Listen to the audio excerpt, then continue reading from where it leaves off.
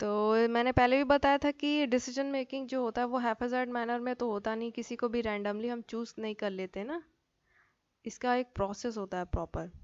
ठीक है, इंफॉर्मेशन एक इम्पॉर्टेंट एलिमेंट होती है।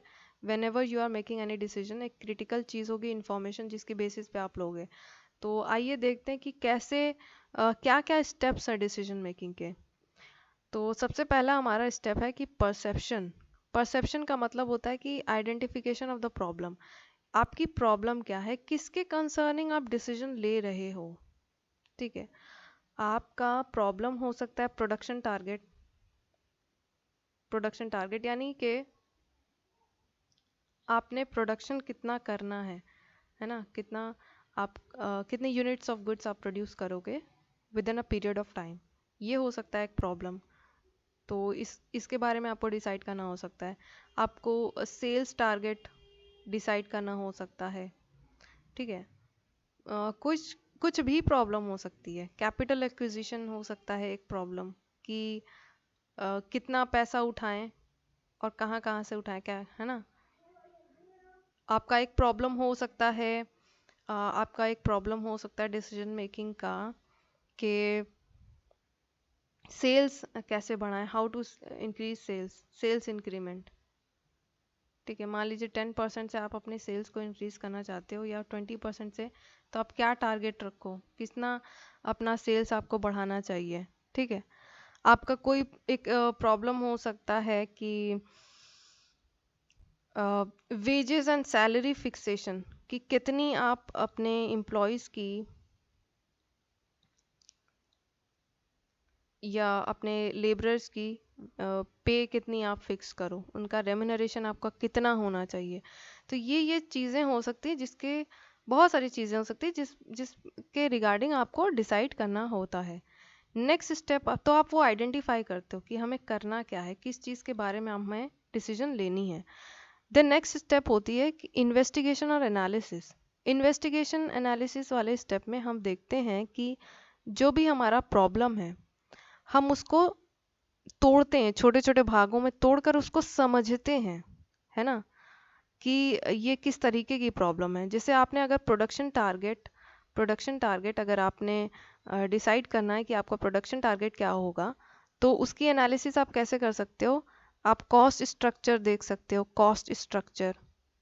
ठीक है, यानी अगर आप कुछ गुड्स प्रोड्यूस कर रहे हो तो किस तरीके की उसके उसके जो भी रॉ मटेरियल यूज़ होंगे, लेबर यूज़ कर होंगे, उसमें कुछ इनडायरेक्ट एक्सपेंसेस लगेंगे, तो उसकी कॉस्ट बेसिकली क्या आएगी। देन आप डिसाइड कर सकते हो, आप देख सकते हो अपनी फिनेंशियल कैपेसिटी या फिर अपनी प्रोडक्शन कैपेसिटी। ठीक है, ये देखोगे, इसको समझोगे। प्रोडक्शन टारगेट अगर आप डिसाइड कर रहे हो तो और क्या देख सकते हो, अपना सेल्स पोटेंशियल देख सकते हो, कि आप बेच कितना सकते हो, मार्केट में डिमांड कितनी है और आपके प्रोडक्ट कितना बिक सकता है। बेसिकली टारगेट कैसे डिसाइड करोगे, जितना बिकेगा उसी के बेसिस पे तो डिसाइड करोगे। हाँ, कुछ भी बना करके कुछ भी आप अपना प्रोडक्शन टारगेट रख दो, क्या सारा का सारा बिक जाएगा। आपका एक सेल्स पोटेंशियल भी तो होना चाहिए। हाँ, अब वो चीज़ें बेचनी भी तो है आपको। तो ये सारी चीज़ें आप देखते हो, इसको समझते हो, अपनी प्रॉब्लम को आप समझते हो बेसिकली सेकेंड स्टेप में। देन आपके डेवलपमेंट ऑफ अल्टरनेटिव्स।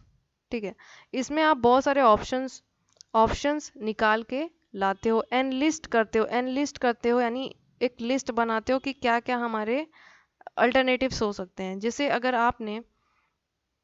आपका प्रॉब्लम था सेल्स, अपने सेल्स को इंक्रीमेंट करने का, इंक्रीज करने का, तो आपके पास पॉसिबल अल्टरनेटिव्स क्या क्या हैं उस चीज़ को करने के। या तो आप सेल्समैनशिप बढ़ाओगे, सेल्समैनशिप का लोगे। ठीक है, एक तरीका ये हो सकता है।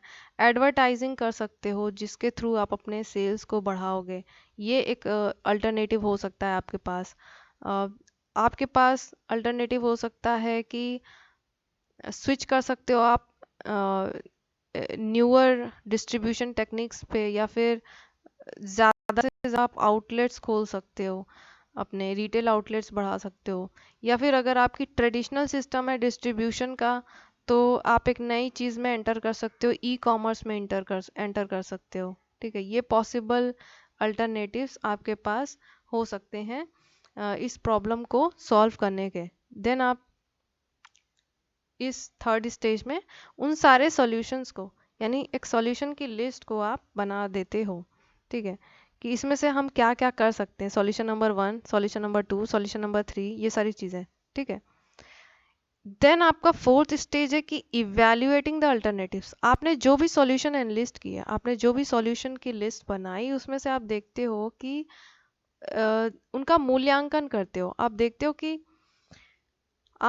हो कि कौन सा सॉल्यूशन हमें कितनी उस पे हमें कॉस्ट लगानी पड़ेगी, कितनी हमें उससे बेनिफिट मिल रही है। हर एक ऑप्शन में आप देखोगे कि कॉस्ट कितनी लग रही है और बेनिफिट कितनी मिल रही है, ठीक है। यानी हमारे हमारा लगेगा कितना, लागत कितनी आएगी और उससे हमें फ़ायदा कितना होगा, और उसकी बेसिस पे हर एक सॉल्यूशन की आप रिलेटिव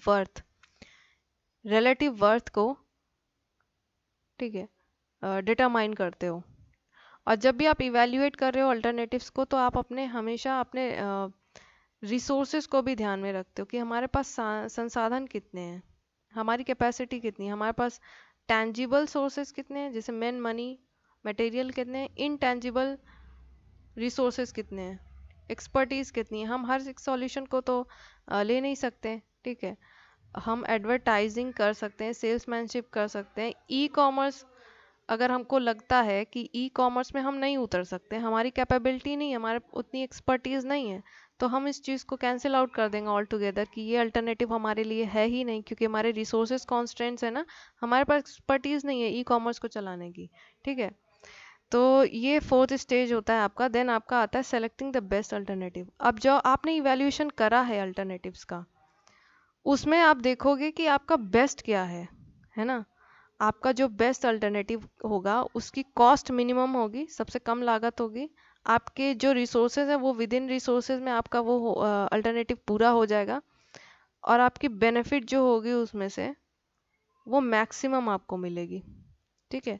तो आप बेस्ट अल्टरनेटिव जो सबसे अच्छा होता है, जिसमें कॉस्ट सबसे कम होती है और बेनिफिट सबसे ज़्यादा आपको मिल रहा होता है, उस अल्टरनेटिव को आप क्या कर लेते हो, चूज कर लेते हो, ठीक है। अब यहाँ तक तो मैनेजर का काम हो गया, ठीक है, यानी अपने लेवल पे उसने अपने दिमाग में सब कुछ कर लिया।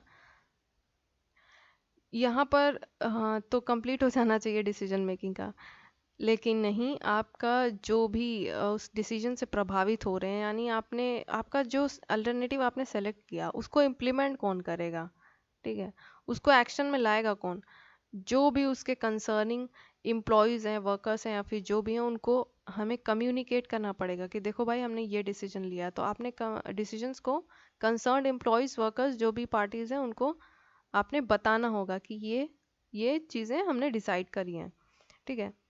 अच्छा, अगर आपने डिसीजन बता दिया तो ज़रूरी तो नहीं है कि आपने जिसको बताया, जिसने इम्प्लीमेंट करना है डिसीजन को, वो विलिंगली एक्सेप्ट कर ले आपकी हर एक बात को। आपने प्रोडक्शन टारगेट मान लीजिए बनाया था 9 लाख यूनिट का प्रोडक्शन टारगेट, या फिर मान लीजिए सेल्स टारगेट ही, sorry, let me erase this.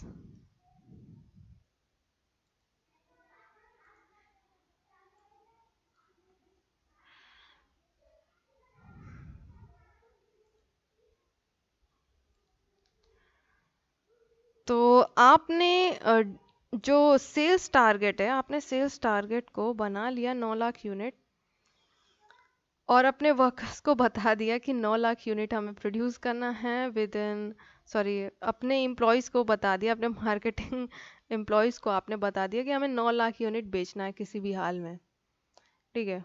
ज़रूरी है आपके सेल्समैन उसको उसको एक्सेप्ट कर लेंगे विलिंगली, आपके जो भी एम्प्लॉयज़ हैं मार्केटिंग डिपार्टमेंट में काम करने वाले, उनको ये टारगेट बहुत हाई लगेगा अगर, तो वो हमेशा इस चीज़ को कम करना चाहेंगे कि देखो भाई इतना तो हमसे नहीं हो, इतना हमसे ना हो पाएगा, तो कुछ ना कुछ कम करो, ठीक है, एडजस्टमेंट करो। तो जिसने भी डिसीजन को इम्प्लीमेंट करना है वो उसमें एडजस्टमेंट करेगा, ठीक है। एडजस्टमेंट का मतलब कि अपनी व्यू पॉइंट देगा। यहाँ पर एक बात और आपने नोट करनी है कि एक्सपर्ट एडवाइस को भी हम कंसिडर करते हैं, यानी कोई अगर एक्सपर्ट है, कोई प्रोफेशनल है उस फील्ड में, तो वो हमें बता सकता है कि क्या रियलिस्टिक है क्या नहीं है, मतलब आपने जो डिसीजन लिया वो रियलिस्टिक है भी या नहीं, या फिर इसमें कुछ चेंजेस हो सकते हैं कि नहीं, तो वो इस चीज़ को भी आप इनकॉर्पोरेट करते हो। तो एडजस्ट करते हो बेसिकली डिसीजन को, एंड देन लास्ट स्टेज आपका होता है कि इम्प्लीमेंटिंग द डिसीजंस। आपने जो भी फैसला लिया उसके लिए आप यहाँ पर आप एक्शन शुरू करते हो, सही समय पर सही लोगों को इंस्ट्रक्शंस देते हो, उनको ट्रेनिंग देते हो, उनको बताते हो कि ये करना है, ऐसे हमारा डिसीजन इम्प्लीमेंट होगा। ठीक है, तो आई होप कि steps involve in decision making और डिसीजन मेकिंग का कंसेप्ट आपको समझ में आया होगा। कोई भी चीज़ किसी भी पॉइंट में अगर आपको कंफ्यूजन है तो ask me in the comment section, और सजेस्ट करिए कि किस किस टॉपिक से रिलेटेड मुझे वीडियोस बनाने चाहिए। Thanks for watching.